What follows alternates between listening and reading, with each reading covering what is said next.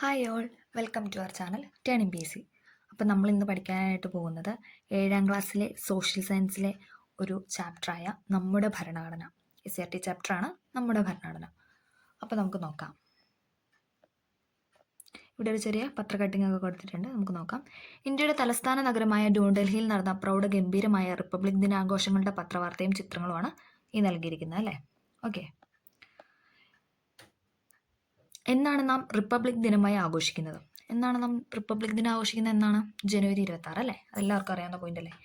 എല്ലാ വർഷവും ജനുവരി 26 ദിനം റിപ്പബ്ലിക് ദിനമായിട്ട് നമ്മൾ ആഘോഷിക്കുന്നു. 1950 ജനുവരി 26 ഇന്ത്യൻ ഭരണഘടന ഔദ്യോഗികമായി നിലവിൽ വന്നത്. അപ്പോൾ ഇന്ത്യൻ ഭരണഘടന ഔദ്യോഗികമായി നിലവിൽ വന്ന ഡേറ്റ് ആണ് 1950 ജനുവരി 26. ഓക്കെ. ഭരണഘടന നിലവിൽ വന്നതോടുകൂടി ഇന്ത്യ ഒരു റിപ്പബ്ലിക്കായി മാറി. 1950 ജനുവരി 26 ഭരണഘടന നിലവിൽ വന്നതോടുകൂടി എന്താണ്? ഇന്ത്യ ഒരു റിപ്പബ്ലിക്കായി മാറി. തിരഞ്ഞെടുക്കപ്പെടുന്ന ഒരു വ്യക്തി രാഷ്ട്രതലവനായുള്ള സംവിധാനമാണ് റിപ്പബ്ലിക് എന്ന് പറയുന്നത്. ഇമ്പോർട്ടൻ്റ് ആണ്. തിരഞ്ഞെടുക്കപ്പെടുന്ന ഒരു വ്യക്തി രാഷ്ട്രതലവനായുള്ള സംവിധാനത്തിനാണ് നമ്മൾ എന്തെന്ന് പറയുന്നത്? റിപ്പബ്ലിക് എന്ന് പറയുന്നത്. ഇന്ത്യയുടെ രാഷ്ട്രതലവനായ പ്രസിഡന്റ് തിരഞ്ഞെടുക്കപ്പെടുന്ന വ്യക്തിയായിരിക്കണമെന്ന് ഭരണഘടന പ്രഖ്യാപിക്കുന്നു. ഇന്ത്യയുടെ രാഷ്ട്രതലവനായ പ്രസിഡന്റ് തിരഞ്ഞെടുക്കപ്പെടുന്ന വ്യക്തിയായിരിക്കണമെന്ന് ഭരണഘടന എന്താണ് പ്രഖ്യാപിക്കുന്നുണ്ട്. ഇന്ത്യയുടെ ആദ്യത്തെ പ്രധാനമന്ത്രി ആരാണ്? ഇന്ത്യയിലെ ആദ്യത്തെ പ്രധാനമന്ത്രി എന്ന് പറയുന്നത്? നമുക്കെല്ലാം അറിയാം, അല്ലെ? ജവഹർലാൽ നെഹ്റു. ഓക്കെ.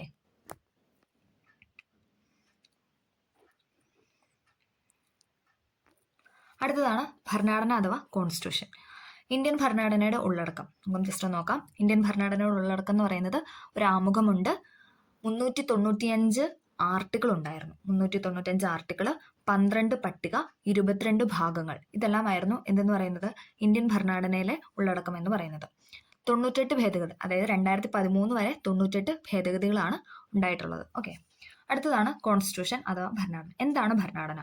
ഒരു രാഷ്ട്രത്തിന്റെ അടിസ്ഥാന ആശയങ്ങളും തത്വങ്ങളും നിയമങ്ങളും അടങ്ങുന്ന ആധികാരിക പ്രമാണമാണ് എന്തെന്ന് പറയുന്നത്? ഭരണഘടന എന്ന് പറയുന്നത്. ഒരു രാഷ്ട്രത്തിന്റെ അടിസ്ഥാന ആശയങ്ങളും തത്വങ്ങളും നിയമങ്ങളും അടങ്ങുന്ന ആധികാരിക പ്രമാണമാണ് എന്തെന്ന് പറയുന്നത്? ഭരണഘടന എന്ന് പറയുന്നത്. രാഷ്ട്രത്തിന്റെ ഭരണം നടത്തുന്നതിനുള്ള നിയമങ്ങൾ ആവിർഭവിക്കുന്നത് ഭരണഘടനയിൽ നിന്നാണ്. അതായത് നമ്മുടെ രാഷ്ട്രത്തിന്റെ ഭരണം നടത്തുന്ന എവിടെ നിന്നാണെന്ന് ചോദിച്ചു കഴിഞ്ഞാൽ എവിടെ നിന്നാണ്? നമ്മുടെ ഭരണഘടനയിൽ നിന്നാണ്. ഏതൊരു രാഷ്ട്രത്തിലും ഭരണം നടക്കുന്ന ഒരു ഭരണഘടനയുടെ അടിസ്ഥാനത്തിലാണ്. ഭരണഘടനയുടെ അടിസ്ഥാനത്തിലാണ്. നമുക്ക് ഇന്ത്യയുടെ ഭരണഘടന രൂപീകരിക്കാനായിട്ട് എത്ര ദിവസവും എടുത്തതെന്നൊന്ന് പറഞ്ഞേ, എല്ലാവരും ഒന്ന് പറഞ്ഞേ. 2 വർഷവും 11 മാസവും 17 ദിവസവും. ചില ടെക്സ്റ്റിൽ അത് 18 ദിവസം എന്ന് കിടത്തിട്ടുണ്ട്. പക്ഷെ നമുക്ക് SCRT കൊടുത്തിരിക്കുന്നത് എന്താണ്? 17 ദിവസം എന്നാണ്. ഓക്കെ. ഇമ്പോർട്ടൻ്റ് ആണ്, പഠിക്കണം. 2 വർഷം 11 മാസം 17 ദിവസമാണ് എന്തെന്ന് പറയുന്നത്? ഇന്ത്യൻ ഭരണഘടന രൂപീകരിക്കാനായിട്ട് കാലയളവ് എന്ന് പറയുന്നത്. 2 വർഷം 11 മാസം 17 ദിവസം. ഓക്കെ. ജനാധിപത്യ രാഷ്ട്രങ്ങളിൽ ജനങ്ങളുടെ താല്പര്യം അനുസരിച്ചാണ് ഭരണഘടന രൂപീകരിക്കുന്നതും അതിൽ മാറ്റം വരുത്തുന്നതും. ജനാധിപത്യ രാഷ്ട്രങ്ങളിൽ, ഇന്ത്യ എന്ന് പറയുന്ന ഒരു ജനാധിപത്യ രാജ്യമാണ്, അല്ലേ? ഓക്കെ. ജനാധിപത്യ രാഷ്ട്രങ്ങളിൽ ജനങ്ങളുടെ താല്പര്യം അനുസരിച്ചാണ് ഭരണഘടന രൂപീകരിക്കുന്നതും അതിൽ മാറ്റം വരുത്തുന്നതും. തികച്ചും ജനാധിപത്യപരമായ ഒരു പ്രക്രിയയിലൂടെയാണ് ഇന്ത്യൻ ഭരണഘടന രൂപീകരിക്കപ്പെട്ടതെന്ന് നമുക്ക് ഏറ്റവും അഭിമാനകരമായ ഒരു കാര്യം തന്നെയാണ്. സ്വാതന്ത്ര്യ സമരത്തോടൊപ്പം ഇന്ത്യയിൽ അങ്ങോളം ഇങ്ങോളം നടന്ന ചർച്ചകളുടെയും സംവാദങ്ങളുടെയും ഫലമായി ഉയർന്നു വന്ന ആശയങ്ങളുടെയും സങ്കല്പങ്ങളുടെയും പ്രതിഫലമാണ് എന്തെന്ന് പറയുന്നത്? ഇന്ത്യൻ ഭരണഘടന എന്ന് പറയുന്നത്. ഇന്ത്യൻ ഭരണഘടനാ നിർമ്മാണം ഇമ്പോർട്ടൻ്റ് ആണ്, പഠിക്കാം. ഭരണഘടനാ നിർമ്മാണ സഭ രൂപീകരിച്ചുകൊണ്ടാണ് ഇന്ത്യൻ ഭരണഘടനാ നിർമ്മാണ പ്രവർത്തനം ആരംഭിച്ചത്. എന്താണ്? ഭരണഘടനാ നിർമ്മാണ സഭ രൂപീകരിച്ചാണ് എന്ത് തുടങ്ങിയത്? ഇന്ത്യയുടെ ഭരണഘടനാ നിർമ്മാണ പ്രവർത്തനം ആരംഭിച്ചത്. ഭരണഘടനാ നിർമ്മാണ സഭയുടെ ആദ്യത്തെ സമ്മേളനം 1946 ഡിസംബർ 9 ചേർന്നു. ഇമ്പോർട്ടൻ്റ് ആണ്. ഡിസംബർ 9 ചേർന്നു. എന്നാണ് ഭരണഘടനാ നിർമ്മാണ സഭ രൂപീകരിച്ചതെന്ന് ചോദിച്ചു കഴിഞ്ഞാൽ ഡിസംബർ 6. അതിൽ ഫസ്റ്റ് ആദ്യത്തെ സമ്മേളനം നടന്നത് എന്താണെന്ന് ചോദിച്ചാൽ ഡിസംബർ 9, 1946 ഡിസംബർ 9. രൂപീകരിച്ചത് ചോദിച്ചു കഴിഞ്ഞാൽ 1946 ഡിസംബർ 6. ഡിസംബർ 9 അവർ ആദ്യത്തെ സമ്മേളനം ചേർന്നു. ഡോക്ടർ സച്ചിദാനന്ദ സിൻഹയായിരുന്നു താൽക്കാലിക അധ്യക്ഷൻ. അതായത് ഭരണഘടനാ നിർമ്മാണ സഭയിലെ ഏറ്റവും പ്രായമായ അംഗമായിരുന്ന സച്ചിദാനന്ദ സിൻഹയായിരുന്നു എന്തെന്ന് പറയുന്നത്? താൽക്കാലിക അധ്യക്ഷൻ. തുടർന്ന് ഡോക്ടർ രാജേന്ദ്ര പ്രസാദിനെ ഭരണഘടനാ നിർമ്മാണ സഭയുടെ അധ്യക്ഷനായി തിരഞ്ഞെടുത്തു. നിരവധി കമ്മിറ്റികൾ രൂപീകരിച്ചാണ് ഭരണഘടനാ നിർമ്മാണ സഭ പ്രവർത്തനം തുടങ്ങിയത്. അതായത് താൽക്കാലിക അധ്യക്ഷൻ ചോദിച്ചു കഴിഞ്ഞാൽ സച്ചിദാനന്ദ സിൻഹയും, തിരഞ്ഞെടുക്കപ്പെട്ട അധ്യക്ഷൻ ആരാന്ന് ചോദിച്ചു കഴിഞ്ഞാൽ ഡോക്ടർ രാജേന്ദ്ര പ്രസാദും. പിന്നെ നിരവധി കമ്മിറ്റികൾ രൂപീകരിച്ചാണ് എന്തെന്ന് പറയുന്നത്? ഭരണഘടനാ നിർമ്മാണ സഭ പ്രവർത്തനം ആരംഭിച്ചത്. ഇത്തരം കമ്മിറ്റികളിൽ ഒന്നാണ് ഭരണഘടനയുടെ കരട് തയ്യാറാക്കുന്നതിന് വേണ്ടി രൂപീകരിച്ച ഭരണഘടനാ ഡ്രാഫ്റ്റിംഗ് കമ്മിറ്റി. ഇമ്പോർട്ടൻ്റ് ആയ ഒരു കമ്മിറ്റിയാണ് ഡ്രാഫ്റ്റിംഗ് കമ്മിറ്റി എന്ന് പറയുന്നത്. ഈ കമ്മിറ്റിയുടെ അധ്യക്ഷൻ ആരായിരുന്നു? ഡ്രാഫ്റ്റിംഗ് കമ്മിറ്റിയുടെ അധ്യക്ഷനാണ് നമുക്കെല്ലാം അറിയാം അല്ലേ, ഡോക്ടർ BR അംബേദ്കർ. അംബേദ്കർ ആയിരുന്നു എന്തെന്ന് പറയുന്നത് ഡ്രാഫ്റ്റിംഗ് കമ്മിറ്റിയുടെ അധ്യക്ഷൻ എന്ന് പറയുന്നത്. ഇമ്പോർട്ടൻ്റ് ആണ്, PY കാണാം. അദ്ദേഹം ഇന്ത്യൻ ഭരണഘടന ശില്പി എന്നാണ് അറിയപ്പെടുന്നത്. അപ്പോൾ ഇന്ത്യൻ ഭരണഘടന ശില്പിയാണ് ഡോക്ടർ BR അംബേദ്കർ. അദ്ദേഹമായിരുന്നു ഡ്രാഫ്റ്റിംഗ് കമ്മിറ്റിയുടെ അധ്യക്ഷൻ എന്ന് പറയുന്നത്. ഓക്കെ, ഭരണഘടനാ നിർമ്മാണ സഭ അംഗീകരിച്ച വിവിധ കമ്മിറ്റികളുടെ റിപ്പോർട്ടിന്റെ അടിസ്ഥാനത്തിൽ ഡോക്ടർ അംബേദ്കറുടെ നേതൃത്വത്തിലുള്ള കമ്മിറ്റി ഭരണഘടനയുടെ ഒരു ഡ്രാഫ്റ്റിനാണ് നമ്മൾ കരട് എന്ന് പറയുന്നത്. ഓക്കെ, കരട് തയ്യാറാക്കി. വിശദമായ ചർച്ചകൾക്കും സംവാദങ്ങൾക്കും ശേഷം ഭരണഘടനാ നിർമ്മാണ സഭ 1949 നവംബർ 26 ഭരണഘടനയ്ക്ക് അംഗീകാരം നൽകി. ഇമ്പോർട്ടൻ്റ് ആണ്, very very very important. Okay, 1949 November 26, 1949 November 26 എന്തെന്ന് പറയുന്നത് ഭരണഘടനയ്ക്ക് അംഗീകാരം നൽകിയത്. ഇമ്പോർട്ടൻ്റ് ആണ്, ഒന്നും കൂടെ പറയാം. 1949 നവംബർ 26 ഭരണഘടനയ്ക്ക് അംഗീകാരം നൽകിയത്. ഈ ദിനം എന്താണ്? നമ്മൾ നിയമദിനം അഥവാ ഭരണഘടനാ ദിനമായിട്ടാണ് ആചരിക്കുന്നത്. നിയമദിനം എന്നും പറയാറുണ്ട്, അതോടൊപ്പം ഭരണഘടനാ ദിനമെന്നും പറയാറുണ്ട്. ഇമ്പോർട്ടൻ്റ് ആണ്. നവംബർ 26 എന്ന് പറയുന്നത് നിയമദിനം അല്ലെങ്കിൽ ഭരണഘടനാ ദിനമായിട്ടും നമ്മൾ പറയാറുണ്ട് അല്ലേ. എന്നാൽ ഭരണഘടന ഔദ്യോഗികമായിട്ട് എന്നാ നിലവിൽ വന്നെന്ന് ചോദിച്ചാൽ നമുക്കറിയാം റിപ്പബ്ലിക് ആയെന്ന് അല്ലേ. 1950 ജനുവരി 26 ഭരണഘടനയ്ക്ക് അംഗീകാരം നൽകിയ ഡേറ്റ് ആണ് എന്തെന്ന് പറയുന്നത് 1949 നവംബർ 26. നവംബർ 26 നമ്മൾ ഭരണഘടനാ ദിനം അല്ലെങ്കിൽ നിയമദിനം ആചരിക്കുന്നു. ഭരണഘടന പക്ഷെ ഔദ്യോഗികമായി നിലവിൽ വന്നത് എന്നെന്ന് ചോദിച്ചാൽ എന്നാണ്? 1950, അതായത് തൊട്ടടുത്ത വർഷം ജനുവരി 26. ഓക്കെ, അന്ന് മുതൽ എന്താണ്? ഇന്ത്യ ഒരു പരമാധികാര ജനാധിപത്യ റിപ്പബ്ലിക്കായിട്ട് മാറി. അതായത് 1950 ജനുവരി 26 മുതൽ ഇന്ത്യ ഒരു പരമാധികാര ജനാധിപത്യ റിപ്പബ്ലിക്കായിട്ട് മാറി. ഓക്കെ, ഡ്രാഫ്റ്റിംഗ് കമ്മിറ്റിയുടെ തലവനായിരുന്നു ആരായിരുന്നു എന്ന് പറഞ്ഞാൽ ഡോക്ടർ BR അംബേദ്കർ. അദ്ദേഹമാണ് ഭരണഘടന ശില്പി എന്നറിയപ്പെടുന്നത്. 1949 നവംബർ 26 ഭരണഘടനയ്ക്ക് അംഗീകാരം നൽകിയത്. അതുകൊണ്ട് തന്നെ നമ്മൾ അന്ന് ഭരണഘടനാ ദിനമായിട്ട് നവംബർ 26 ആഘോഷിക്കുന്നു. 1950 ജനുവരി 26 എന്തെന്ന് പറയുന്ന ഭരണഘടന ഔദ്യോഗികമായി നിലവിൽ വന്നത്. അന്ന് മുതൽ ഇന്ത്യ ഒരു പരമാധികാര ജനാധിപത്യ റിപ്പബ്ലിക്കായി മാറി. ഓക്കെ, ഇവിടെ ആമുഖത്തിൻ്റെ ഒരു പിക്ചറൊക്കെ നൽകിയിട്ടുണ്ട്. അത് നമ്മൾ കഴിഞ്ഞ ദിവസത്തെ ക്ലാസ്സിൽ ചെയ്തിട്ടുണ്ടായിരുന്നു. അപ്പോൾ എല്ലാവരും നോക്കുക. സെയിം പിക്ചർ ആയിരുന്നു കേട്ടോ. ഓക്കെ, ഇത് നമ്മൾ പറഞ്ഞ പോയിന്റ്സ് ഒക്കെ തന്നെയാണല്ലേ. പരമാധികാരം, സ്ഥിതിസമത്വം, മതേതരത്വം, ജനാധിപത്യം, റിപ്പബ്ലിക്, ഇതൊക്കെ എന്താണ്? ഇന്ത്യൻ ഭരണഘടനയുടെ ആമുഖത്തിൽ നൽകുന്ന ലക്ഷ്യങ്ങളാണ്. ആമുഖത്തിലെ ലക്ഷ്യങ്ങളാണ് പരമാധികാരം, സ്ഥിതിസമത്വം, മതേതരത്വം, ജനാധിപത്യം, റിപ്പബ്ലിക് എന്നതുകൊണ്ട് ഉദ്ദേശിക്കുന്നത്. നമുക്ക് നോക്കാം. പരമാധികാരം എന്ന് പറഞ്ഞാൽ ബാഹ്യവും ആഭ്യന്തരവുമായ കാര്യങ്ങളിൽ തീരുമാനമെടുക്കുന്നതിന് രാഷ്ട്രത്തിനുള്ള അധികാരത്തിനാണ് പരമാധികാരം എന്ന് പറയുന്നത്. ബാഹ്യവും, അതായത് പുറത്തുനിന്നുള്ള അകത്തുനിന്നുള്ള ഏത് തരത്തിലുള്ള അധികാരമാണെങ്കിലും അതിന് തീരുമാനമെടുക്കുന്ന രാഷ്ട്രത്തിന്റെ അധികാരത്തിനാണ് എന്തെന്ന് നമ്മൾ പറയുന്നത് പരമാധികാരം എന്ന് പറയുന്നത്. ഓക്കെ, അടുത്തതാണ് സ്ഥിതിസമത്വം. സമൂഹത്തിലെ സാമൂഹ്യ, സാമ്പത്തിക, രാഷ്ട്രീയ അസമത്വങ്ങളിൽ കുറിച്ച് സാമൂഹ്യ നീതി ഉറപ്പാക്കുന്നു. സമൂഹത്തിലെ സാമൂഹ്യ, സാമ്പത്തിക, രാഷ്ട്രീയ അസമത്വങ്ങൾ, അതായത് സമത്വമില്ലായ്മയെക്കുറിച്ച് എന്താണ്? സാമൂഹ്യ നീതി ഉറപ്പാക്കുന്നതാണ് സ്ഥിതിസമത്വം എന്ന് പറയുന്നത്. ഓക്കെ, അടുത്തതാണ് ജനാധിപത്യം. ജനങ്ങൾ തിരഞ്ഞെടുക്കുന്ന ജനപ്രതിനിധികളുടെ ഭരണം നടക്കുന്നതാണ് ജനാധിപത്യം എന്നതുകൊണ്ട് ഉദ്ദേശിക്കുന്നത്. ഇന്ത്യ ഒരു ജനാധിപത്യ രാജ്യമാണല്ലേ. ജനങ്ങൾ തിരഞ്ഞെടുക്കുന്ന ജനപ്രതിനിധികളിലൂടെ ഭരണം നടക്കുന്നതിനാണ് എന്തെന്ന് പറയുന്നത് ജനാധിപത്യം എന്ന് പറയുന്നത്. അടുത്തതാണ് റിപ്പബ്ലിക്. രാഷ്ട്രത്തലവനെ തിരഞ്ഞെടുപ്പിലൂടെ നിശ്ചയിക്കുന്നതാണ് റിപ്പബ്ലിക് എന്ന് പറയുന്നത്. രാഷ്ട്രത്തലവനെ തിരഞ്ഞെടുപ്പിലൂടെ നിശ്ചയിക്കുന്നതാണ് എന്തെന്ന് പറയുന്നത് റിപ്പബ്ലിക് എന്ന് പറയുന്നത്. മതേതരത്വം. ഇഷ്ടമുള്ള മതത്തിൽ വിശ്വസിക്കുന്നതിനും പ്രചരിപ്പിക്കുന്നതിനും പൗരന്മാർക്കുള്ള അവകാശം, അതിനാണ് നമ്മൾ മതേതരത്വം എന്ന് പറയുന്നത്. ഇഷ്ടമുള്ള മതത്തിൽ നമുക്ക് ഇന്ത്യൻ പൗരന്മാർക്കുള്ള ഒരു റൈറ്റ് ആണ് എന്ന് പറയുന്നത്. ഏത് മതത്തിൽ ചേരാനും അതേപോലെ തന്നെ ഏത് മതം വിശ്വസിക്കാനും ഒക്കെയാണ് നമ്മുടെ ഇന്ത്യൻ പൗരന്മാർക്കുള്ള ഒരു അവകാശമാണ് അല്ലേ. രാഷ്ട്രം ഒരു മതത്തോടും വിവേചനം കാണിക്കില്ല. അതായത് ഇന്ത്യ എന്ന് പറയുന്ന രാജ്യം എന്താണ്? ഒരു മതത്തോടും വിവേചനം കാണിക്കുന്നില്ല. അതുകൊണ്ട് തന്നെ എന്തെന്ന് പറയുന്നത് രാഷ്ട്രത്തിന് ഒരു ഔദ്യോഗിക മതമില്ല. അതായത് ഇന്ത്യക്ക് ഒരു ഔദ്യോഗിക മതം ഉണ്ടെന്ന് നമുക്ക് പറയാനായിട്ട് സാധിക്കില്ല അല്ലേ. അതാണ് മതേതരത്വം എന്നതുകൊണ്ട് ഉദ്ദേശിക്കുന്നത്. അപ്പം നമ്മൾ ഇന്ത്യൻ ഭരണ ആമുഖത്തിന്റെ ലക്ഷ്യങ്ങളായ 5 കാര്യങ്ങളെക്കുറിച്ച് പറഞ്ഞു. പരമാധികാരം, സ്ഥിതിസമത്വം, ജനാധിപത്യം, റിപ്പബ്ലിക്, മതേതരത്വം. ഓക്കെ, അടുത്തതാണ് ഇന്ത്യൻ ഭരണഘടനയുടെ പ്രധാന സവിശേഷത എന്ന് പറയുന്നത്. ഇന്ത്യൻ ഭരണഘടന പ്രധാന സവിശേഷതയാണ് നൽകിയിരിക്കുന്നത്. നമുക്ക് നോക്കാം. നമ്മുടെ ഭരണഘടന നടുവിൽ നൽകിയിരിക്കുന്ന നമ്മുടെ ഭരണഘടനയാണ്. ഓക്കെ, നിയമവാഴ്ച, സംയുക്ത വ്യവസ്ഥ, എഴുതപ്പെട്ട ഭരണഘടന, സ്വതന്ത്ര നീതിന്യായ വ്യവസ്ഥ, പാർലമെന്ററി ഭരണ സമ്പ്രദായം, മൗലികാവകാശം, മൗലിക കർത്തവ്യം, നിർദ്ദേശക തത്വങ്ങൾ, ഇതെല്ലാം എന്തുണ്ട്? ഇന്ത്യൻ ഭരണഘടനയിൽ ഉൾക്കൊള്ളിച്ചിട്ടുണ്ട് അല്ലേ. ഒന്നുകൂടെ പറയാം. നിയമവാഴ്ച, സംയുക്ത വ്യവസ്ഥ, എഴുതപ്പെട്ട ഭരണഘടന, സ്വതന്ത്ര നീതിന്യായ വ്യവസ്ഥ, പാർലമെന്ററി ഭരണ സമ്പ്രദായം, മൗലിക അവകാശം, മൗലിക കർത്തവ്യങ്ങൾ, നിർദ്ദേശക തത്വം, ഇതെല്ലാം എന്താണ്? ഇന്ത്യൻ കോൺസ്റ്റിറ്റ്യൂഷനിൽ ഉൾക്കൊള്ളിച്ചിട്ടുണ്ട്. ഓക്കെ, അടുത്തതാണ് പാർലമെന്ററി ഭരണ സമ്പ്രദായം. ഇന്ത്യൻ ഭരണഘടന വിഭാവനം ചെയ്തിരിക്കുന്ന പാർലമെന്ററി ജനാധിപത്യ ഭരണ സമ്പ്രദായമാണ്. അതായത് ഇന്ത്യൻ ഭരണഘടന വിഭാവനം ചെയ്തിരിക്കുന്ന എന്താണ്? പാർലമെന്ററി ജനാധിപത്യ ഭരണ സമ്പ്രദായമാണ്. ജനാധിപത്യ ഭരണ സമ്പ്രദായം എന്താണെന്ന് നമുക്ക് നോക്കാം. രാജ്യഭരണത്തിന് വേണ്ടി ജനങ്ങൾ തങ്ങളുടെ പ്രതിനിധികളെ പ്രായപൂർത്തി വോട്ടവകാശത്തിലൂടെ തിരഞ്ഞെടുക്കുന്നു. രാജ്യം ഭരിക്കാൻ വേണ്ടിയിട്ട് എന്താണ്? നമ്മൾ ഓരോരുത്തരും നമ്മുടേതായ പ്രതിനിധികളെ പ്രായപൂർത്തി വോട്ടവകാശത്തിലൂടെ തിരഞ്ഞെടുക്കുന്നു. തിരഞ്ഞെടുക്കപ്പെട്ടവർ ചേർന്ന് ഒരു ജനപ്രതിനിധി സഭയായി പ്രവർത്തിക്കുന്നു. ഈ പ്രതിനിധി സഭ എന്താണ് അറിയപ്പെടുന്നത്? പാർലമെന്റ് എന്ന പേരിലാണ് അറിയപ്പെടുന്നത്. ജനപ്രതിനിധി സഭയുടെ പേരാണ് എന്തെന്ന് പറയുന്നത്? പാർലമെന്റ് എന്ന് പറയുന്നത്. ജനങ്ങൾ തിരഞ്ഞെടുത്ത പ്രതിനിധി സഭയിലൂടെ ഭരണം നടത്തുന്ന സംവിധാനമാണ് പാർലമെന്ററി ഭരണ സമ്പ്രദായം. ജനങ്ങൾ തിരഞ്ഞെടുത്ത പ്രതിനിധി സഭയിലൂടെ ഭരണം നടത്തുന്ന സംവിധാനത്തിനാണ് എന്തെന്ന് പറയുന്നത്? പാർലമെന്ററി ഭരണ സമ്പ്രദായം എന്ന് പറയുന്നത്. ഓക്കെ, നിയമനിർമ്മാണമാണ് പാർലമെന്റിന്റെ പ്രധാന ചുമതല. നമ്മൾ ഇന്നലെ പഠിച്ചു അല്ലേ? നിയമനിർമ്മാണമാണ് എന്തെന്ന് പറയുന്നത്? പാർലമെന്റിന്റെ പ്രധാന ചുമതല എന്ന് പറയുന്നത്. ഇന്ത്യയിൽ പാർലമെന്ററി ഭരണ സമ്പ്രദായ പ്രകാരം കേന്ദ്രത്തിലും സംസ്ഥാനങ്ങളിലും തിരഞ്ഞെടുക്കപ്പെട്ട പ്രതിനിധി സഭകളുണ്ട്. അതായത് കേന്ദ്രത്തിലുണ്ട്, സംസ്ഥാനത്തുണ്ട്. ഇന്ത്യയിൽ പാർലമെന്ററി ഭരണ സമ്പ്രദായ പ്രകാരം കേന്ദ്രത്തിലും സംസ്ഥാനങ്ങളിലും തിരഞ്ഞെടുക്കപ്പെട്ട പ്രതിനിധി സഭകളുണ്ട്. കേന്ദ്രത്തിൽ പാർലമെന്റ് പോലെ സംസ്ഥാനങ്ങളിൽ സംസ്ഥാന നിയമസഭകളുണ്ട്. അതായത് കേന്ദ്രത്തിലാണെന്ന് നമ്മൾ പറയുന്നത് പാർലമെന്റ് അല്ലെ, സംസ്ഥാനത്തിൽ എന്താണ് പറയുന്നത്? നിയമസഭ. ഓക്കെ, പാർലമെന്റിൽ ഭൂരിപക്ഷം നഷ്ടമായാൽ പ്രധാനമന്ത്രിക്കും മറ്റു മന്ത്രിമാർക്കും, സംസ്ഥാന നിയമസഭയിൽ ഭൂരിപക്ഷം നഷ്ടമായാൽ മുഖ്യമന്ത്രിക്കും മറ്റു മന്ത്രിമാർക്കും അധികാരത്തിൽ തുടരാൻ കഴിയില്ല. പാർലമെന്റിന്റെ ഭൂരിപക്ഷം നഷ്ടമായാൽ എന്താണ്? പ്രധാനമന്ത്രിക്കും മറ്റു മന്ത്രിമാർക്കും ആ അധികാരം നഷ്ടപ്പെട്ടു എന്ന് പറഞ്ഞതുപോലെ തന്നെ സംസ്ഥാനങ്ങളിലാവുമ്പോൾ എന്താണ്?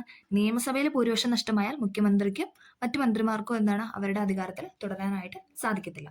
ഓക്കെ, ഭരണാധികാരികളുടെ മേൽ ജനങ്ങൾക്കുള്ള അധികാരവും നിയന്ത്രണവും അവർ തിരഞ്ഞെടുക്കുന്ന പ്രതിനിധികളിലൂടെ പാർലമെന്ററി ഭരണ സമ്പ്രദായം ഉറപ്പാക്കുന്നു. അല്ലെ, നമുക്ക് ഇഷ്ടമുള്ള ആളെ വോട്ട് ചെയ്ത് നമ്മളെ ജയിപ്പിക്കുന്നു അല്ലെ. ഭരണാധികാരിയുടെ മേൽ ജനങ്ങൾക്കുള്ള അധികാരവും നിയന്ത്രണവും അവർ തിരഞ്ഞെടുക്കുന്ന പ്രതിനിധികളിലൂടെയാണ് എന്തെന്ന് പറയുന്നത്? പാർലമെന്ററി ഭരണ സമ്പ്രദായം നടപ്പിലാക്കുന്നത്. ഓക്കെ, ഇതിൽ നിന്നും വ്യത്യസ്തമായി ജനങ്ങൾ നേരിട്ട് ഭരണത്തലവനെ തിരഞ്ഞെടുക്കുന്ന സംവിധാനമാണ് പ്രസിഡൻഷ്യൽ സമ്പ്രദായം എന്ന് പറയുന്നത്. ഇതിന്റെ വേറൊരു ഫോമാണ് എന്തെന്ന് പറയുന്നത്? പ്രസിഡൻഷ്യൽ സമ്പ്രദായം എന്ന് പറയുന്നത്. പക്ഷെ അതിൽ നിന്നും വ്യത്യസ്തമാണ് എന്തെന്ന് പറയുന്നത്? പ്രസിഡൻഷ്യൽ സമ്പ്രദായം എന്ന് പറയുന്നത്. അതെന്ന് പറഞ്ഞാൽ ജനങ്ങൾ നേരിട്ട് ഭരണത്തലവനെ നേരിട്ട് തിരഞ്ഞെടുക്കുകയാണ്. ഓക്കെ, അമേരിക്കൻ ഐക്യനാട്, ഫ്രാൻസ് എന്നിവയൊക്കെ എന്തിന്റെ ഉദാഹരണമാണ്? പ്രസിഡൻഷ്യൽ സമ്പ്രദായത്തിന് ഉദാഹരണമാണ്. അമേരിക്കയും ഫ്രാൻസൊക്കെ എന്താണ്? പ്രസിഡൻഷ്യൽ സമ്പ്രദായത്തിന് ഉദാഹരണമാണ്.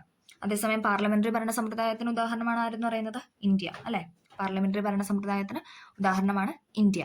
ഓക്കെ, അടുത്തത് നമ്മൾ പഠിക്കാൻ പോകുന്നത് ഫണ്ടമെന്റൽ റൈറ്റ് അഥവാ മൗലിക അവകാശങ്ങളെ കുറിച്ചാണ്.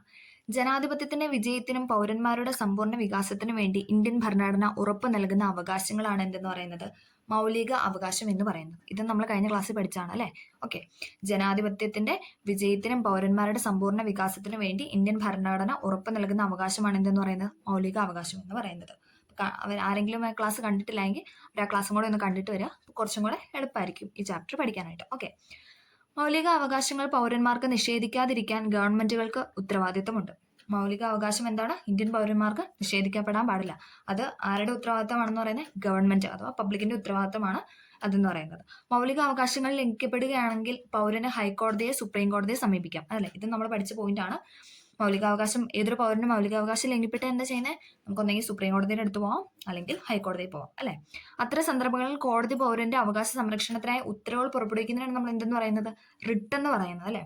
കോടതികൾ പുറപ്പെടുവിക്കുന്ന ഉത്തരവിനെയാണ് നമ്മൾ റിട്ട് എന്ന് പറയുന്നത്. അത് നമ്മൾ പഠിച്ചു പോയിന്റ് അല്ലെ. ഓക്കെ, മൗലിക അവകാശങ്ങൾ: സമത്വത്തിനുള്ള അവകാശം, സ്വാതന്ത്ര്യത്തിനുള്ള അവകാശം, ചൂഷണത്തിനെതിരെയുള്ള അവകാശം, മതസ്വാതന്ത്ര്യത്തിനുള്ള അവകാശം, സാംസ്കാരികവും വിദ്യാഭ്യാസപരവുമായ അവകാശം, ഭരണഘടനാപരമായ പരിഹാരം നേടാനുള്ള അവകാശം. ഒന്നും കൂടെ പറയാം. മൗലിക അവകാശങ്ങൾ എന്ന് പറയുന്നത് 6 തരത്തിലുണ്ട്. സമത്വത്തിനുള്ള അവകാശം, 2 സ്വാതന്ത്ര്യത്തിനുള്ള അവകാശം, 3 ചൂഷണത്തിനെതിരായ അവകാശം, 4 മതസ്വാതന്ത്ര്യത്തിനുള്ള അവകാശം, 5 സാംസ്കാരികവും വിദ്യാഭ്യാസപരവുമായ അവകാശം, 6 ഭരണഘടനാപരമായ പ്രതിവിധി നേടാനുള്ള അവകാശം എന്ന് പറയുന്നത്. ഓക്കെ, ഇവിടെ സർവശിക്ഷാ അഭിയാന്റെ ഒരു പിക്ചറൊക്കെ കൊടുത്തിട്ടുണ്ട് അല്ലേ, ഒരു പെൻസിൽ 2 കുട്ടികളൊക്കെ ഇരിക്കുന്നത്. ഓക്കെ, അതിലൊരു പോയിന്റും നൽകിയിട്ടുണ്ട്, നമുക്ക് നോക്കാം. 6 മുതൽ 14 വയസ്സ് വരെയുള്ള എല്ലാ കുട്ടികൾക്കും സൗജന്യവും നിർബന്ധിതവുമായ വിദ്യാഭ്യാസം മൗലിക അവകാശമാണ്. അപ്പോൾ മൗലിക അവകാശത്തിൽ പെടുന്ന ഒരു കാര്യമാണ് എന്തെന്ന് പറയുന്നത്? 6 മുതൽ 14 വയസ്സ് വരെയുള്ള കുട്ടികൾക്ക് സൗജന്യവും നിർബന്ധിതവുമായ വിദ്യാഭ്യാസം എന്ന് പറയുന്നത്. അത് ഭരണഘടന ഏത് ആർട്ടിക്കിളിലാണ് പറയുന്നത്? ഒന്ന് പറഞ്ഞേ എല്ലാവരും. ഭരണഘടനയുടെ ഏത് ആർട്ടിക്കിളിലാണ് ഈ മൗലിക അവകാശത്തെക്കുറിച്ച് പറയുന്നത്? Article 21A. PYQ ആണ്, ഇമ്പോർട്ടൻ്റ് ആണ്. ഈ 2 പോയിന്റും എല്ലാ ക്വസ്റ്റ്യനുകളും കാണുന്ന അല്ലേ. 21A ഇത് ഈ വിദ്യാഭ്യാസ മൗലിക അവകാശമാണെന്ന് പറയുന്നത്. അതിൽ കുട്ടികളുടെ പ്രായം എടുത്ത് ശ്രദ്ധിക്കണം. 6 മുതൽ 14 വയസ്സ് വരെയാണ്. ഓക്കെ, ഏത് കുട്ടികൾക്കും ഗുണമേന്മയുള്ള പ്രാഥമിക വിദ്യാഭ്യാസം ഉറപ്പുവരുത്തേണ്ടത് രാഷ്ട്രത്തിന്റെ ഉത്തരവാദിത്തമാണ്. അതുകൊണ്ടാണ് ഇങ്ങനെയൊരു മൗലികാവകാശം ഭരണഘടനയിൽ ഉൾക്കൊള്ളിച്ചിട്ടുള്ളത്. ഈ ഉത്തരവാദിത്തം നിറവേറ്റുന്നതിനുള്ള സർക്കാരിന്റെ പദ്ധതികളിൽ ഒന്നായ സർവ്വശിക്ഷ അഭിയാന്റെ ലോഗോയാണ് മുകളിൽ കൊടുത്തിരിക്കുന്നത്. അതാണ് ഇതെന്ന് പറയുന്നത്. ഒരു പെൺകുട്ടിയും ഒരു ചെറുക്കൻകുട്ടി അല്ലേ. ഓക്കെ, ഈ ഉത്തരവാദിത്തം നിറവേറ്റുന്നതിനുള്ള സർക്കാരിന്റെ പദ്ധതികളിൽ ഒന്നായ സർവ്വശിക്ഷ അഭിയാന്റെ, അതായത് സർവ്വശിക്ഷ അഭിയാന്റെ ലോഗോയാണ് ഈ കൊടുത്തിരിക്കുന്നത്. ഓക്കെ, അടുത്തതാണ് മൗലിക കർത്തവ്യങ്ങൾ അഥവാ ഫണ്ടമെന്റൽ ഡ്യൂട്ടീസ്. നമുക്ക് നോക്കാം. ഇന്ത്യൻ ഭരണഘടനയിൽ പൗരന്റെ അവകാശങ്ങൾ ഉറപ്പു നൽകിയിട്ടുള്ളതുപോലെ മൗലിക കർത്തവ്യങ്ങളും പ്രതിപാദിച്ചിട്ടുണ്ട്. ഇന്ത്യൻ ഭരണഘടനയിൽ പൗരന്റെ അവകാശങ്ങൾ ഉറപ്പ് നൽകിയിട്ടുള്ളത് എന്താണ്? മൗലിക കർത്തവ്യങ്ങളെ കുറിച്ചും പറഞ്ഞു വെച്ചിട്ടുണ്ട്. നമുക്ക് നോക്കാം. ഓരോ പൗരനും ഉറപ്പായി നിറവേറ്റേണ്ട കർത്തവ്യങ്ങളാണ് മൗലിക കർത്തവ്യം എന്ന് പറയുന്നത്. ഓക്കെ, പൗരന്മാര് നിറവേറ്റേണ്ട കർത്തവ്യമാണ് എന്തെന്ന് പറയുന്നത്? മൗലിക കർത്തവ്യങ്ങൾ എന്നതുകൊണ്ട് ഉദ്ദേശിക്കുന്നത്. ഭരണഘടനയെയും ഭരണഘടനാ സ്ഥാപനങ്ങളെയും ആദരിക്കുകയും പ്രകൃതിയെ സംരക്ഷിക്കുകയും ഇന്ത്യയുടെ മഹത്തായ സാംസ്കാരിക പാരമ്പര്യം കാത്തുസൂക്ഷിക്കുകയും മൗലിക കർത്തവ്യങ്ങൾ പൗരന്മാരെ പ്രേരിപ്പിക്കുന്നു. ഓരോ പൗരനും അവകാശങ്ങൾ അനുഭവിക്കുന്നതോടൊപ്പം കർത്തവ്യങ്ങൾ നിർവഹിക്കുകയും ചെയ്യുമ്പോഴാണ് സമൂഹം സുഗമമായി മുന്നോട്ട് നീങ്ങുന്നത്. അവകാശങ്ങളും കർത്തവ്യങ്ങളും ഒരു നാണയത്തിന്റെ രണ്ട് വശങ്ങൾ പോലെയാണ്. അതായത് അവകാശങ്ങളും വേണം, അതോടൊപ്പം എന്താണ്, നമ്മൾക്ക് ഓരോരുത്തർക്കും എന്താ നമ്മളേതായ ഓരോ കർത്തവ്യങ്ങളും വേണം. കടമകൾ കൂടാതെ അവകാശങ്ങൾക്ക് നിലനിൽപ്പില്ല. ഇമ്പോർട്ടൻ്റ് ആണ്. കടമകൾ കൂടാതെ എന്താണ്? അവകാശങ്ങൾക്ക് നിലനിൽപ്പില്ല. ഇന്ത്യൻ ഭരണഘടനയിലെ മൗലിക കർത്തവ്യങ്ങൾ അതിന്റെ പൂർണ്ണ രൂപത്തിൽ നിങ്ങളുടെ വിവിധ പാഠപുസ്തകങ്ങളിൽ നൽകിയിട്ടുണ്ട്. നമ്മൾ കഴിഞ്ഞ ദിവസത്തെ ക്ലാസ്സിൽ പഠിച്ചല്ലേ. Okay, fundamental duties. ഓക്കെ, ഇനി അടുത്തതാണ് നിർദ്ദേശക തത്വങ്ങൾ അഥവാ DPSP, directive principle of state policy. DPSP എന്ന് ഷോർട്ടായിട്ട് പറയാം. Directive principle of state policy അഥവാ നിർദ്ദേശക തത്വങ്ങൾ. നമുക്ക് നോക്കാം. ഇവിടെ ചെറിയ 2-3 പത്രക്കട്ടിങ് കൊടുത്തിട്ടുണ്ട്. മഹാത്മാഗാന്ധി ദേശീയ ഗ്രാമീണ തൊഴിലുറപ്പ് പദ്ധതിയിൽ സ്ത്രീകൾക്കും പുരുഷന്മാർക്കും തുല്യവേതനം, വരയാടുകളെ സംരക്ഷിക്കാൻ പ്രത്യേക ദേശീയോദ്യാനം, പുരാതന കോട്ടകളുടെ സംരക്ഷണം പുരാവസ്തു വകുപ്പ് ഏറ്റെടുത്തു, സാമ്പത്തിക സാമൂഹിക പിന്നോക്കക്കാരായവർക്ക് സൗജന്യ മെഡിക്കൽ ഇൻഷുറൻസ് നടപ്പാക്കുന്നു. നമുക്ക് നോക്കാം. സ്ത്രീ പുരുഷ ഭേദമന്യേ എല്ലാവർക്കും തുല്യ ജോലിക്ക് തുല്യ വേതനം അനുവദിക്കുക. ഇതൊക്കെ എന്താണ്? നിർദ്ദേശക തത്വങ്ങളിൽ ഉൾപ്പെടുന്നവയാണ്. സ്ത്രീക്കും പുരുഷനും എന്താണ്? തുല്യ ജോലിക്ക് തുല്യ വേതനം നൽകുക, അല്ലെ? രാജ്യത്തെ വനങ്ങളെയും വന്യജീവികളെയും പരിരക്ഷിച്ചുകൊണ്ട് പരിസ്ഥിതി സംരക്ഷിക്കുക. അതായത് നമ്മുടെ ഇന്ത്യ എന്ന രാജ്യം എടുക്കുകയാണ്, എന്താണ്? ഒരുപാട് വന്യജീവി സങ്കേതങ്ങളും അല്ലെങ്കിൽ ഒരുപാട് വനം ഒക്കെ ഉണ്ടല്ലേ. അപ്പൊ അതിനെയൊക്കെ നമ്മൾ സൂക്ഷിക്കേണ്ടതായിട്ടുണ്ട്. പരിസ്ഥിതിയെ നമ്മൾ സംരക്ഷിക്കേണ്ടതായിട്ടുണ്ട്. അതെല്ലാം എന്താണ്? നിർദ്ദേശക തത്വങ്ങളിൽ ഉൾപ്പെടുന്നവയാണ്. ദേശീയ പ്രാധാന്യവും ചരിത്രപരമായ മൂല്യമുള്ള എല്ലാ സ്മാരകങ്ങളും സംരക്ഷിക്കുക. അടുത്ത പോയിന്റാണ് സാമ്പത്തിക സാമൂഹിക രാഷ്ട്രീയ നീതിയിൽ അധിഷ്ഠിതമായ ഒരു വ്യവസ്ഥിതി കെട്ടിപ്പടുത്തുകൊണ്ട് ജനങ്ങളുടെ ക്ഷേമം ഉറപ്പുവരുത്തുക. ഇതൊക്കെ എന്താണ്? നിർദ്ദേശക തത്വങ്ങളിൽ പെടുന്ന പോയിന്റ്സ് ആണ്. ഒന്നും കൂടെ പറയാം. സ്ത്രീ പുരുഷ ഭേദമന്യേ എല്ലാവർക്കും തുല്യ ജോലിക്ക് തുല്യ വേതനം അനുവദിക്കുക, രാജ്യത്തെ വനങ്ങളെയും വന്യജീവികളെയും പരിരക്ഷിച്ചുകൊണ്ട് പരിസ്ഥിതി സംരക്ഷിക്കുക, ദേശീയ പ്രാധാന്യവും ചരിത്രപരവുമായ മൂല്യമുള്ള എല്ലാ സ്മാരകങ്ങളും സംരക്ഷിക്കുക, സാമ്പത്തിക സാമൂഹിക രാഷ്ട്രീയ നീതിയിൽ അധിഷ്ഠിതമായ ഒരു വ്യവസ്ഥിതി കെട്ടിപ്പടുത്തുകൊണ്ട് ജനങ്ങളുടെ ക്ഷേമം ഉറപ്പുവരുത്തുക. സാമൂഹ്യ നീതി ഉറപ്പാക്കുന്നതിന് വേണ്ടിയുള്ള ഒരു കൂട്ടം തത്വങ്ങൾ രാഷ്ട്രഭരണത്തിന്റെ നിർദ്ദേശങ്ങളായി നമ്മുടെ ഇന്ത്യൻ ഭരണഘടനയിൽ ഉൾപ്പെടുത്തിയിട്ടുണ്ട്. അവയാണ് നിർദ്ദേശക തത്വം എന്ന് പറയുന്നത്. ജനങ്ങളുടെ ക്ഷേമത്തിനും അഭിവൃദ്ധിക്കും രാഷ്ട്ര പുരോഗതിക്കും നിർദ്ദേശക തത്വങ്ങൾ പിന്തുടരേണ്ടതായുണ്ട്. നിയമനിർമ്മാണ പ്രക്രിയയിലൂടെ ഗവൺമെന്റ് നിർദ്ദേശക തത്വങ്ങൾ നടപ്പിലാക്കാനാണ് ശ്രമിക്കുന്നത്. അതായത് ഓരോ നിയമങ്ങൾ നിർമ്മിച്ച് എന്താണ് ഗവൺമെന്റ് എന്താ ചെയ്യുന്നത്? നിർദ്ദേശക തത്വങ്ങൾ നടപ്പിലാക്കാനാണ് കൂടുതലായിട്ടും ശ്രമിക്കുന്നത്. മൗലിക അവകാശങ്ങൾ ഹനിക്കപ്പെട്ടാൽ കോടതിയെ സമീപിച്ച് പരിഹാരം നേടാം. നമ്മൾ പഠിച്ചല്ലേ, മൗലിക അവകാശം ലംഘിക്കപ്പെട്ട എന്താണ് ചെയ്യുന്നത്? നമുക്കൊന്നെങ്കിൽ ഹൈക്കോടതി പോകാം, അല്ലെങ്കിൽ സുപ്രീം കോടതി പോകാം. എന്നാൽ നിർദ്ദേശക തത്വങ്ങൾ ലംഘിപ്പെട്ടാൽ നമുക്ക് അങ്ങനെ ചെയ്യാനായിട്ട് സാധിക്കും? ഇല്ല അല്ലെ. നിർദ്ദേശക തത്വങ്ങൾ നടപ്പാക്കുന്നതിനായി കോടതിയെ സമീപിക്കാനായിട്ട് സാധിക്കില്ല. ഗവൺമെന്റിന്റെയും ജനങ്ങളുടെയും ഇച്ഛാശക്തിയുടെ അടിസ്ഥാനത്തിലാണ് നിർദ്ദേശക തത്വങ്ങൾ നടപ്പിലാക്കപ്പെടുന്നത്. ഓക്കെ, എന്താണ് നിയമവാഴ്ച? നമുക്ക് നോക്കാം. നിയമത്തിന് മുന്നിൽ എല്ലാവരും സമന്മാരാണ് അല്ലെ. നമ്മൾ ഇന്ത്യയിലെ പൗരന്മാരെല്ലാവരും എന്താണ്? നിയമത്തിന് മുന്നിൽ സമന്മാരാണ് അല്ലെ. ജനാധിപത്യ സംവിധാനത്തിൽ ആരും നിയമത്തിന് അതീതരല്ല. അതായത് ജനാധിപത്യ സംവിധാനത്തിൽ എന്താണ്? നമ്മൾ ഇന്ത്യൻ പൗരന്മാരല്ല ആരും നിയമത്തിന് അതീതരല്ല. എല്ലാവരും നിയമത്തിന് വിധേയരാണ്. അതായത് നമ്മളെല്ലാവരും നിയമം പാലിക്കേണ്ടതായ ആൾക്കാരാണ് അല്ലെ. ജനാധിപത്യ ചിന്തയുടെ വളർച്ചയോട് കൂടിയാണ് നിയമവാഴ്ച എന്ന ആശയം ഉയർന്നു വന്നത്. നിയമവാഴ്ച അതിന്റെ പരിഷ്കൃതവും ആധുനികവുമായ രൂപത്തിൽ വികസിച്ചു വന്നത് ബ്രിട്ടീഷ് ഭരണഘടന അടിസ്ഥാനമാക്കിയാണ്. എല്ലാ ആധുനിക ജനാധിപത്യ രാജ്യങ്ങളും ഇന്ന് ഈ ആശയത്തെയാണ് അടിസ്ഥാനമാക്കുന്നത്. നമ്മുടെ ഭരണഘടന ഈ ആശയം പരിപൂർണമായി ഉൾക്കൊള്ളുകയും നടപ്പിലാക്കുകയുമാണ് ചെയ്യുന്നത്. ഓക്കെ, അടുത്തതാണ് സംയുക്ത ഭരണ വ്യവസ്ഥ, ഫെഡറൽ സിസ്റ്റം. ഓക്കെ, ഭക്ഷ്യസുരക്ഷാ ബില്ല് പാസാക്കി. ചെറിയ കട്ടിങ് കൊടുത്തിട്ട് നമുക്ക് നോക്കാം. ന്യൂഡൽഹി. ഭക്ഷ്യസുരക്ഷാ ബില്ല് പാർലമെന്റ് പാസാക്കി. സംസ്ഥാന ഗവൺമെന്റുകളുടെയും പ്രാദേശിക ഭരണ സ്ഥാപനങ്ങളുടെയും പങ്കാളിത്തം ഉറപ്പാക്കുന്നതിനുള്ള മാർഗരേഖ തയ്യാറാക്കി. 2013 ഇന്ത്യൻ പാർലമെന്റ് അംഗീകരിച്ച നിയമമായ ഒരു പ്രധാന ബില്ലാണ് എന്തെന്ന് പറയുന്നത് ഭക്ഷ്യസുരക്ഷാ ബില്ല്. ഇമ്പോർട്ടന്റ് ആണ്, PYQ ആണ്. 2013 പാർലമെന്റ് അംഗീകരിച്ച നിയമമായ ഒരു പ്രധാന ബില്ലാണ് ഭക്ഷ്യസുരക്ഷാ ബില്ല് എന്ന് പറയുന്നത്. ഇന്ത്യയിലെ എല്ലാ ജനവിഭാഗങ്ങൾക്കും ഭക്ഷ്യലഭ്യത ഉറപ്പുവരുത്തുകയാണ് ഇതിന്റെ ലക്ഷ്യമെന്ന് പറയുന്നത്. അതായത് ഭക്ഷ്യസുരക്ഷാ ബില്ല് ഇന്ത്യൻ പാർലമെന്റ് പാസ്സാക്കിയതിന്റെ കാരണം അല്ലെങ്കിൽ ലക്ഷ്യം എന്ന് ചോദിച്ചാൽ എന്താണ്? ഇന്ത്യയിലെ എല്ലാ ജനവിഭാഗങ്ങൾക്കും ഭക്ഷ്യലഭ്യത ഉറപ്പുവരുത്തുക. കേന്ദ്ര ഗവൺമെന്റിന് ഈ നിയമം സംസ്ഥാനങ്ങളുടെ സഹകരണത്തോടെയാണ് നടപ്പിലാക്കുന്നത്. കേന്ദ്ര ഗവൺമെന്റിന്, അതായത് സെൻട്രൽ ഗവൺമെന്റിനാണ് ഈ നിയമം. അത് പക്ഷെ എന്താണ്? സ്റ്റേറ്റിന്റെയും സഹകരണത്തോടു കൂടിയാണ് നടപ്പിലാക്കുന്നത്. സംസ്ഥാന ഗവൺമെന്റുകൾ ഇത് നടപ്പിലാക്കാൻ ശ്രമിച്ചുകൊണ്ടിരിക്കുകയാണ്. ഇങ്ങനെ കേന്ദ്ര, സംസ്ഥാന, പ്രാദേശിക ഗവൺമെന്റുകൾക്ക് അധികാരം പങ്കിട്ട് നൽകുന്ന ഒരു ഭരണരീതിയാണ് ഇന്ത്യയിലുള്ളത്. അല്ലെ? ഇന്ത്യയിൽ നമുക്ക് കേന്ദ്രത്തിന്റെ ഭരണം മാത്രമാണ്, അല്ലെ സ്റ്റേറ്റ് മാത്രമാണെന്ന് നമുക്ക് പറയാൻ പറ്റുമോ? ഇല്ല. രണ്ട് കൂട്ടരും കൂടെ ഒരുമിച്ചുള്ള ഒരു ഭരണമാണ് ഇന്ത്യയിൽ നടക്കുന്നത്. അല്ലെ? ഇതിനെയാണ് നമ്മൾ സംയുക്ത ഭരണവ്യവസ്ഥ എന്ന് പറയുന്നത്. അതായത് സെൻട്രൽ ഗവൺമെന്റും കേന്ദ്ര ഗവൺമെന്റും ഒന്നിച്ച് നടക്കുന്ന വ്യവസ്ഥയാണ് എന്തെന്ന് പറയുന്നത് സംയുക്ത ഭരണവ്യവസ്ഥ എന്നതുകൊണ്ട് ഉദ്ദേശിക്കുന്നത്. സംയുക്ത വ്യവസ്ഥയിൽ നിന്ന് വ്യത്യസ്തമായ എല്ലാ അധികാരവും കേന്ദ്ര ഗവൺമെന്റിൽ നിലനിർത്തുകയാണെങ്കിൽ അതിനെ ഏകായത്ത ഭരണ വ്യവസ്ഥ, അതായത് യൂണിറ്ററി സിസ്റ്റം എന്നാണ് പറയുന്നത്. വിസ്തൃതവും പ്രാദേശിക വൈവിധ്യവും നിറഞ്ഞതുമായ ഒരു രാജ്യമാണ് ഇന്ത്യ. ഈ വൈവിധ്യത്തെ ഉൾക്കൊണ്ടുകൊണ്ട് രാജ്യത്തെ ഒന്നിച്ചു നിർത്താൻ ഫെഡറൽ ഭരണ സംവിധാനം സഹായിക്കുന്നു. ഓക്കെ, അടുത്തൊരു ഇമ്പോർട്ടൻറ്റ് ടോപ്പിക്കാണ് എഴുതപ്പെട്ട ഭരണഘടന, അത് റിട്ടൺ കോൺസ്റ്റിറ്റ്യൂഷൻ എന്ന് പറയുന്നത്. നമുക്ക് നോക്കാം. നമ്മുടെ ഭരണഘടന ഒരു പുസ്തക രൂപത്തിൽ എഴുതി തയ്യാറാക്കിയിട്ടുള്ളതാണ്. അതായത് നമ്മുടെ ഇന്ത്യൻ ഭരണഘടന എന്നതാണ് റിട്ടേൺഡ് കോൺസ്റ്റിറ്റ്യൂഷൻ ആണ്, അല്ലെ? ലോകത്തിലെ ഏറ്റവും വലിയ എഴുതപ്പെട്ട ഭരണഘടനയാണ് ഇന്ത്യ. ഇത് PS തന്നെ ചോദിച്ചും അടുത്തൊരു ക്വസ്റ്റൻ ആണ്, അല്ലെ?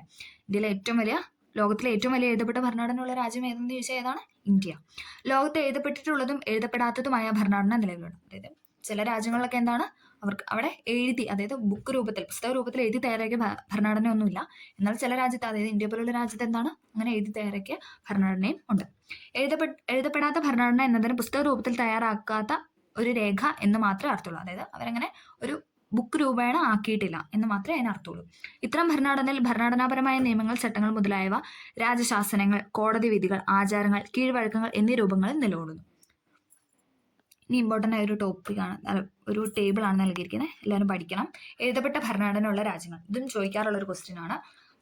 ഇന്ത്യ, അമേരിക്ക, ഓസ്ട്രേലിയ, ബ്രസീൽ, ദക്ഷിണാഫ്രിക്ക, ഇതെല്ലാം എന്താണ് എഴുതപ്പെട്ട, അതായത് റിട്ടേൺഡ് കോൺസ്റ്റിറ്റ്യൂഷനുള്ള രാജ്യങ്ങളാണ്. ഇന്ത്യ, അമേരിക്ക, ഓസ്ട്രേലിയ, ബ്രസീൽ, ദക്ഷിണാഫ്രിക്ക എന്ന് പറയുന്നത് എഴുതപ്പെട്ട ഭരണഘടന ഉള്ള രാജ്യങ്ങളാണ്.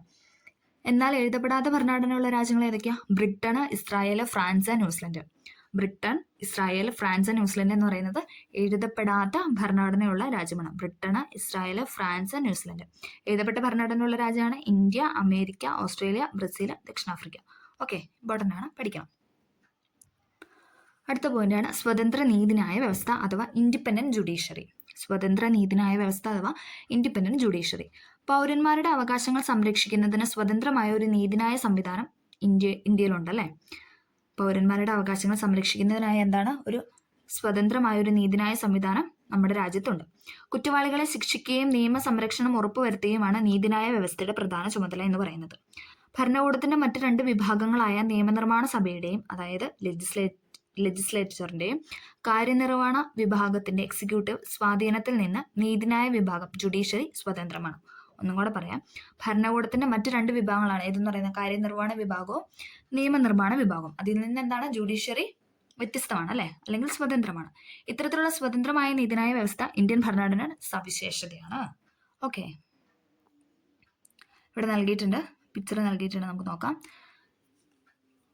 നീതിന്യായ വ്യവസ്ഥയുടെ അധികാര ശ്രേണിയാണ് നൽകുന്നത്. ഏറ്റവും, അതായത് ഇന്ത്യയിലെ പരമോന്നത നീതിപീഠം ഏതെന്ന് ചോദിച്ചാൽ ഏതാണ്? സുപ്രീം കോടതിയാണ്, അല്ലെ? സംസ്ഥാനങ്ങളിലെ ഏറ്റവും ഉയർന്ന കോടതിയാണ് എന്തെന്ന് പറയുന്നത് ഹൈക്കോടതി. സിവിൽ കേസുകൾ കൈകാര്യം ചെയ്യുന്ന ഏറ്റവും താഴ്ന്ന കോടതിയാണ് എന്ന് പറയുന്നത് മുൻസിഫ് കോടതി, അല്ലെ? ക്രിമിനൽ കേസ് ആണെങ്കിൽ മജിസ്ട്രേറ്റ്. ഓക്കെ, സുപ്രീം കോടതി, ദെൻ ഹൈക്കോടതി, പിന്നെ അതിൻ്റെ താഴെ എന്താണ് ജില്ലാ കോടതി ഉണ്ട്, പിന്നെ സബ് കോടതി ഉണ്ട്, പിന്നെ സിവിൽ കേസ് കൈകാര്യം ചെയ്യാനായിട്ട് എന്താ മുൻസിഫ് കോടതി ഉണ്ട്, ക്രിമിനൽ കേസ് കൈകാര്യം ചെയ്യാനായിട്ട് മജിസ്ട്രേറ്റ് കോടതിയും ഉണ്ട്. ഓക്കെ, അടുത്തതാണ് ഭരണഘടനാ ഭേദഗതി അഥവാ കോൺസ്റ്റിറ്റ്യൂഷൻ അമെൻമെന്റ്. ഭേദഗതി എന്ന് പറഞ്ഞാൽ എന്താണ് നമുക്ക് നോക്കാം, അല്ലെ? വിദ്യാഭ്യാസത്തിനുള്ള അവകാശം ഒരു കട്ടിങ് കൊടുത്തിട്ടുണ്ട്, നമുക്ക് നോക്കാം. 6 മുതൽ 14 വയസ്സുള്ള എല്ലാ കുട്ടികൾക്കും രാഷ്ട്രം സൗജന്യവും നിർബന്ധിതവുമായ വിദ്യാഭ്യാസം നൽകണമെന്നുള്ള വ്യവസ്ഥ മൗലിക അവകാശത്തിന്റെ ഭാഗമാക്കി. നമ്മൾ പഠിച്ചല്ലേ, 6 മുതൽ 14 വയസ്സ് വരെയുള്ള കുട്ടികൾക്ക് നിർബന്ധിതവും സൗജന്യമായ വിദ്യാഭ്യാസം നൽകണം. ആർട്ടിക്കിൾ ഏതായിരുന്നു? ആർട്ടിക്കിൾ 21A അല്ലേ? അത് ഏത് ഭേദഗതി വഴിയാണ് വന്നത്? 2002 പാർലമെന്റിൽ അവതരിപ്പിച്ച ഭരണഘടനാ ഭേദഗതിയിലൂടെയാണ് എന്തെന്ന് പറയുന്നത് വിദ്യാഭ്യാസ അവകാശം മൗലിക അവകാശമായത്. 2002 ഭേദഗതി അല്ലേ? ഓക്കെ.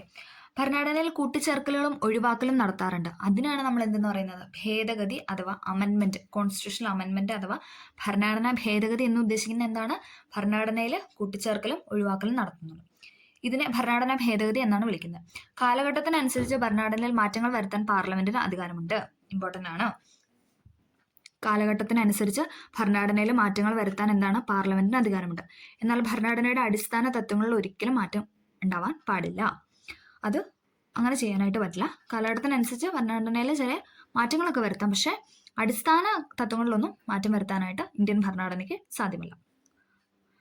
സ്വത്തവകാശം ഭരണഘടന നിലവിൽ വന്നപ്പോൾ മൗലിക അവകാശമായിരുന്നു. നമുക്കറിയാലേ, സ്വത്തവകാശം എന്നതൊരു മൗലിക അവകാശമായിരുന്നു. പക്ഷെ ഇപ്പം അങ്ങനെയാണോ? ഇപ്പം അങ്ങനെയല്ല. ഇപ്പം എന്താണ്? മൗലിക അവകാശമല്ല അല്ലേ? ഇപ്പം എന്താണ്? നിയമാവകാശമാണ് അല്ലേ? അത് ഏത് ഭേദഗതിയായിരുന്നു? സ്വത്തവകാശം ഭരണഘടന മൗലികാവകാശത്തിൽ നിന്ന് നീക്കം ചെയ്തത് ഏത് ഭരണഘടനാ ഭേദഗതിയിലൂടെയായിരുന്നു? 44 ഭേദഗതി പ്രകാരമാണ് സ്വത്തവകാശം മൗലികാവകാശത്തിൽ നിന്ന് നീക്കം ചെയ്തത്.